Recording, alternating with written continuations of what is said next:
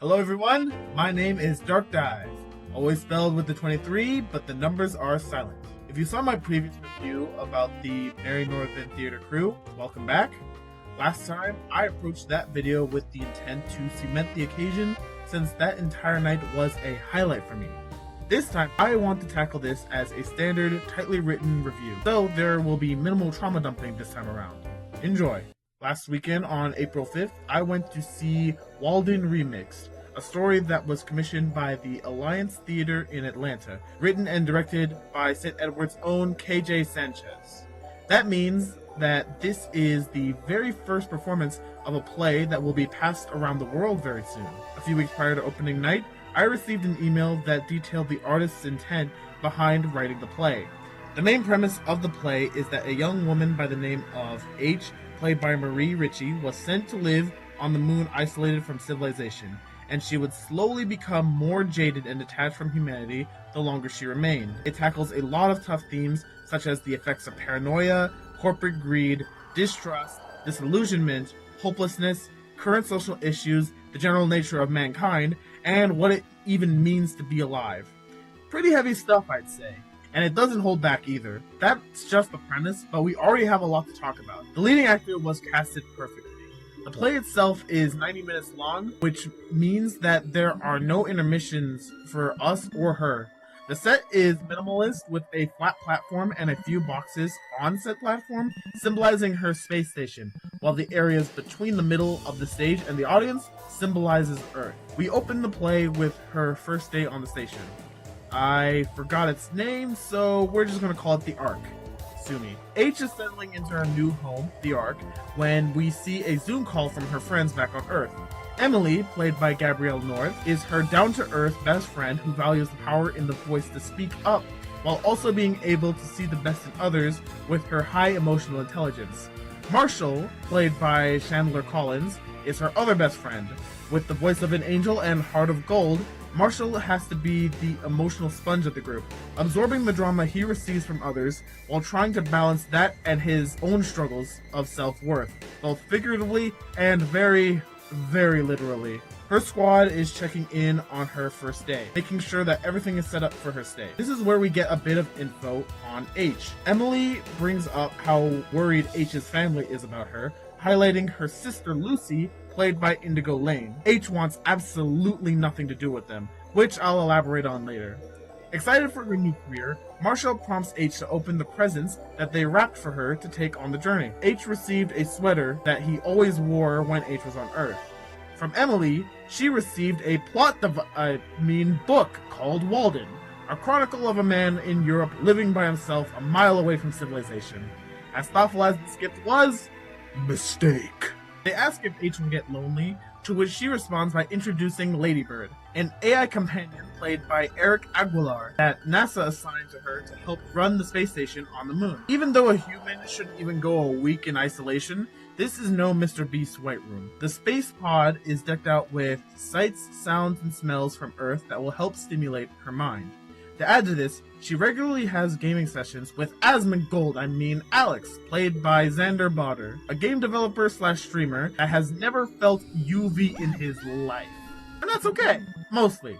I'll have a bit to say about him later. Her mission on the moon is to establish a colony that can be inhabited by scientists like herself a year later so they can mine for helium-3 particles, which in this story have the capability to become a renewable energy source for the entire planet. A mission that she is both dedicated to and annoyed of the fact that her purpose revolves around fixing humanity's mistake. Speaking of humanity, part of her work requires her to touch back with social media and engage with at least 12 people every day. As dystopian as it is to hear that NASA wants their genius scientist astronaut to play influencer, that was literally the mission of the Challenger back in the day. The messages H would hear range from heartful and inspiring to hateful and misogynistic, because of course a brilliant savant can't be a woman in her 20s. A small detail that I made a mental note of was that in between the montage of messages that she received, it ended with a little girl voicing her gratitude for setting a positive precedent.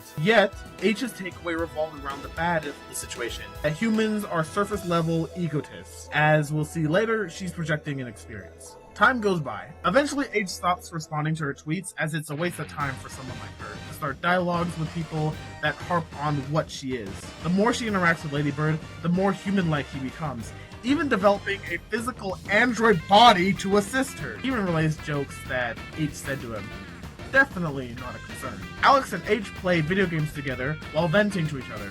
Alex and H can relate with how much they prefer to be isolated from others, and how H couldn't have asked for a better opportunity to do so. Alex seems to have a lot of opinions on a world he himself doesn't care to interact with, which H knows.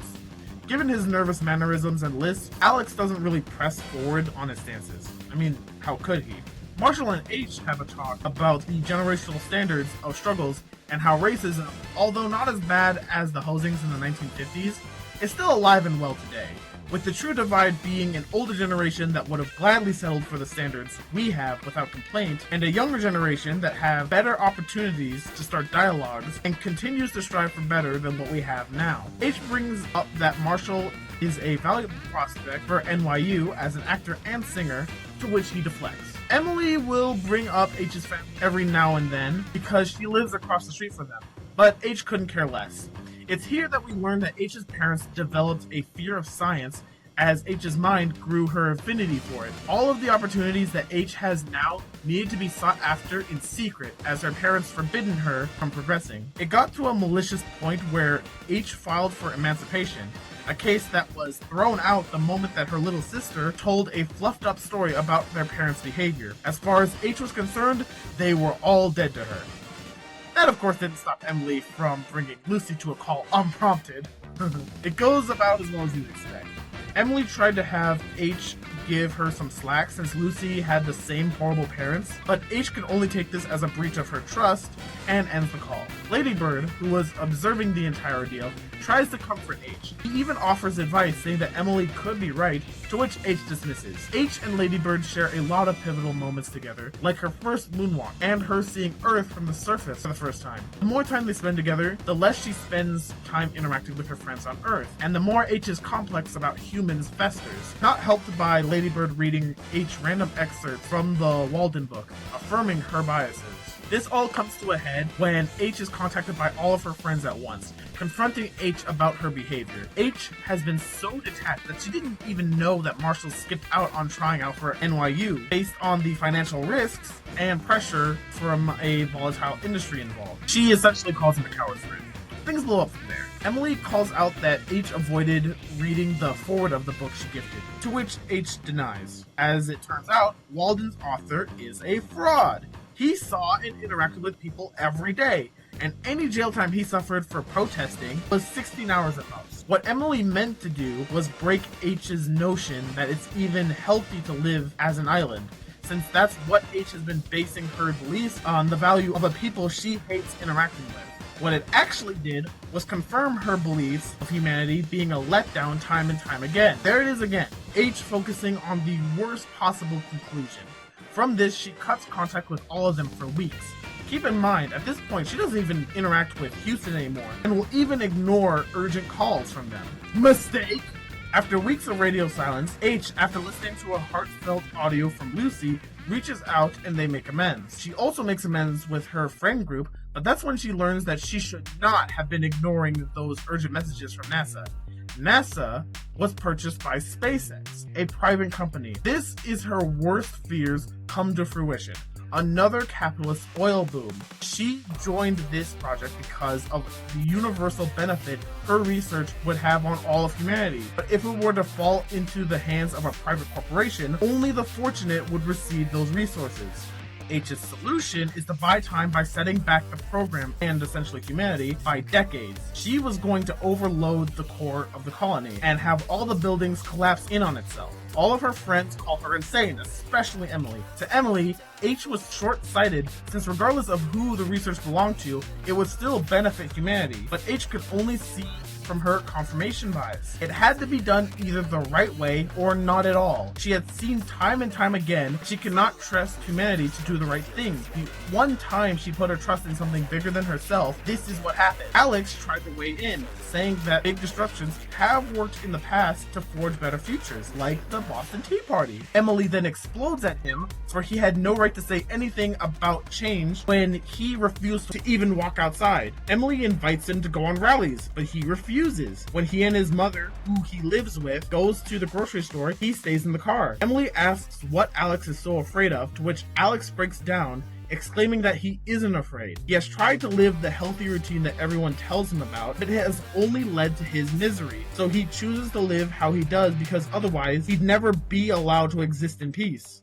He ends the call. Emily refuses to stand by H's platitudes and ends the call as well. Marshall stays behind to ask H if there's a better way, to which H deflects and asks Marshall to retry attending NYU, even offering to pay out any monetary restrictions that he may have going, since what was she gonna do with the check? He eventually leaves the call. After a while, Lady Bird asks if this is what she really wanted. H is hesitant, but doesn't know what else to do. Using his inference skills, Lady Bird sets the generator to blow with a 2-minute countdown. H panics, begging him to turn it off. Lady Bird doesn't listen at first, but eventually turns it off. H, paranoid, blames Lady Bird for potentially manipulating her, but Lady Bird was only doing what she wanted. So then it was clear. When the time came, H did not want to die. Lady Bird, feeling that he had upset H, leaves her alone. Now H was truly alone. She called after him, but he wouldn't answer. Lady Bird, to me, was the funniest character in the play, who got the crowd laughing the most. His progression from a purely robotic AI to an empathetic outlet for H felt natural despite the 90-minute time frame. When he tries to fulfill H's request to kamikaze the station, it's left up to interpretation if he only did this because he is a robot at the end of the day, or that he's developed so much humanity to the point that he would take that initiative. I'm a bit lost in the details now, but eventually she reunited with Lady Bird and they made up with each other. On Earth, Marshall can be seen giving his audition. Emily is on the streets protesting to save Earth. Alex started to use his streaming platform to get the message out about SpaceX and H's situation, even raising money for her safe return. The play closes as H's conclusion about where to go from here is kept ambiguous. All in all, I really like this play. I do think that it does have a few issues that I'll touch on right now. This is more of a nitpick, but I don't think the cussing fits how deeply we are supposed to feel towards the topics at hand. This may be a matter of personal preference, but dialogue in theater is precious, and using filler words kind of dilutes the point they're trying to get across. There are points where I was taken out of a scene because these are topics that have to be addressed with the utmost care, being accompanied by busy pop dialogue at times. But that's just me. Something I have a concern about is H's position in the story. Narratively, I think she's handled well throughout. Someone who went through a lot just to not be held back by her own family, fundamentally shattering her worldview on everything about humankind in general. She goes through a journey from furthering her nihilism deeper to realizing that she didn't really stand by where her extremes were taking her by the end. That's all well and good, but my concern is that H's valid concerns are muddied by the fact that she spent a year isolated from civilization. It's like trying to act on a drunk confession. You don't know how seriously you should take her spiral to hatred because you can't tell where H begins and paranoia ends. H comes into conflict with her support network a lot in 90 minutes, and sometimes I wonder if a day 1 H would act in a manner day 267 H is. All this despite the fact that H's dilemmas are supposed to be taken sober as something people have to ponder. I think H being functionally insane by the end, despite the audience needing to relate to her thought processes of humanity while she is losing her grip, means that someone could write off legitimate questions she posed in the script as the ramblings of lunacy. A concern I have due to the fact that people write each other off normally as is. They don't need a reason, especially when H is the narrative crux. Alex's position in the play intrigues me the most. Alex's character is the play asking the audience if members of a society that actively strays away from human interaction have the right to speak up about the injustices in this world. Do the sunlight deficient have a voice? Narratively, I see what the writer's cooking. People don't live one way, and it's perfectly reasonable to offer your opinion on issues you've researched and concerned without living it. I don't need to be in the chocolate industry to say modern slavery is evil. That said, I think the writing went into an extreme in his portrayal that I didn't necessarily vibe with. It's one thing to live by yourself and prefer that style of living over what people have been badgering into you for years, but it's another to be completely undisciplined to an obsessive degree. Alex can't go to the store with his own mother and rarely meets his friends IRL. Even as someone who relates to Alex's reservations about social pressure, bullying, and personal interests, I feel like Alex represents the unhealthy aspects of solo living enough that he qualifies as a stereotype, ironically. From how his character is dressed, one could imagine his room isn't easy on the eyes either. Alex is meant to be a positive example of how a section of this generation can make a difference in the world their way, and while he excels in the moral aspect, as a fellow solo living advocate, he shouldn't display undisciplined traits like uncleanliness, especially since a decent portion of the audience are the generations born in the 70s and 80s whom the play wants to express Gen Z's concerns to. Again, they don't need a reason. Overall, I really like this play. The director is on record saying that she tweaked the script to include genuine accounts and fears that Gen Z has about the current world issues. And as a Gen Z participant myself, I have to say she delivered. I want to thank everyone who worked on this play. The set designers especially were in their bag with this one. Walden's last performance at Austin will be on the 13th, so make sure you check it out when you can. I'll be posting more reviews like this in the near future, so if you want to keep up to date, consider subscribing and ringing that bell. Make sure to leave a comment, let me know your thoughts, or if there's something that I'm missing, let me know. I have an Instagram now, so you can follow me there. Peace.